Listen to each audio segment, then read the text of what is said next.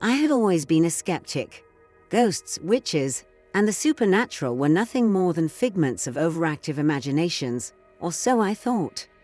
That was until I spent a night at the Bell family farm in Adams, Tennessee. What I experienced there changed my life forever.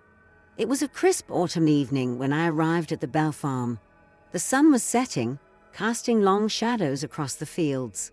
The house, an old weathered structure, stood ominously against the darkening sky. I had come to investigate the legend of the Bell Witch, a tale that had intrigued me for years. As a journalist, I had covered many strange stories, but this one was different. The Bell Witch was said to be a malevolent spirit that had tormented the Bell family in the early 19th century, and I was determined to uncover the truth. I was greeted by the current owner of the farm, a distant relative of the Bell family. He was a tall, gaunt man with a haunted look in his eyes. He led me inside and showed me to my room. The house was filled with old furniture and creaky floorboards, adding to the eerie atmosphere. As night fell, I settled into my room, ready to document any strange occurrences. The first few hours were uneventful. I sat at my desk, writing notes and reviewing the history of the Bell Witch. According to legend, the spirit had first appeared in 1817, tormenting John Bell and his family with strange noises, physical attacks, and terrifying apparitions. The witch had even claimed responsibility for John Bell's death in 1820. As I read through the accounts, I couldn't help but feel a chill run down my spine. Around midnight, I heard the first sound. It was a faint whisper, barely audible, but unmistakable. I froze, straining to hear more. The whisper grew louder, turning into a low, guttural growl. My heart pounded in my chest as I realized the sound was coming from just outside my door. I grabbed my flashlight and slowly opened the door, peering into the dark hallway. There was nothing there. I stepped into the hallway, my flashlight casting eerie shadows on the walls.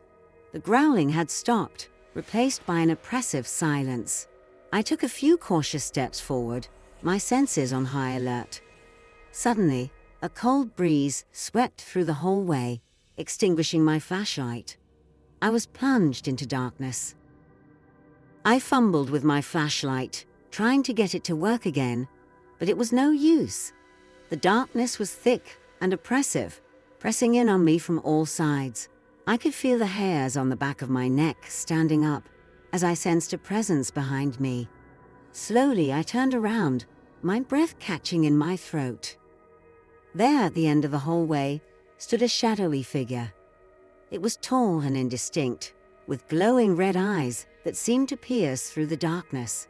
I wanted to run, but my legs felt like they were made of lead. The figure began to move towards me, its footsteps echoing in the silence. "Who are you?" I managed to whisper, my voice trembling. The figure stopped a few feet away from me. "I am the one they call the Bell Witch," it said in a voice that was both ancient and otherworldly. "You should not have come here." I swallowed hard, trying to muster the courage to speak. "I came to find the truth," I said. "Why are you haunting this place?" The witch's eyes seemed to burn brighter. "The truth?" it hissed. "The truth is buried in the sins of the Bell family. They wronged me, and I will never rest until justice is served." Before I could respond, the witch vanished, leaving me alone in the dark hallway. I stumbled back to my room, my mind racing. What had the Bell family done to deserve such a curse? I knew I had to find out.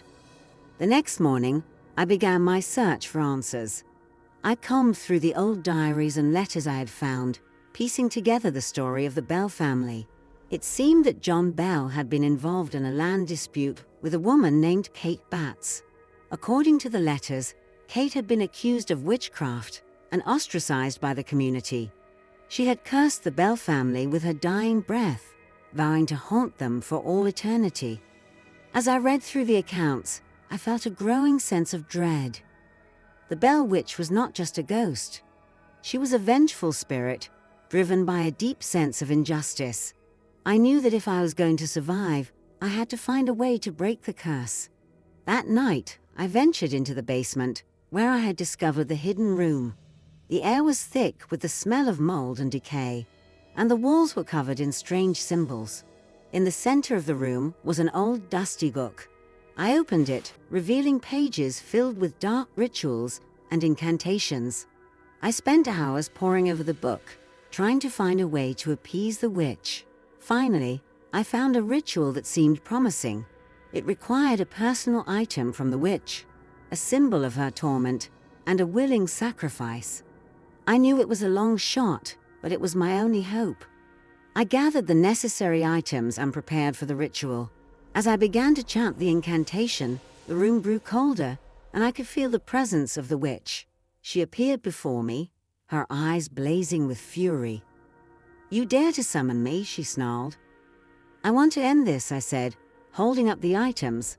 "I want to set you free." The witch hesitated, her expression softening for a moment. "You cannot undo what has been done," she said. "But perhaps you can help me find peace."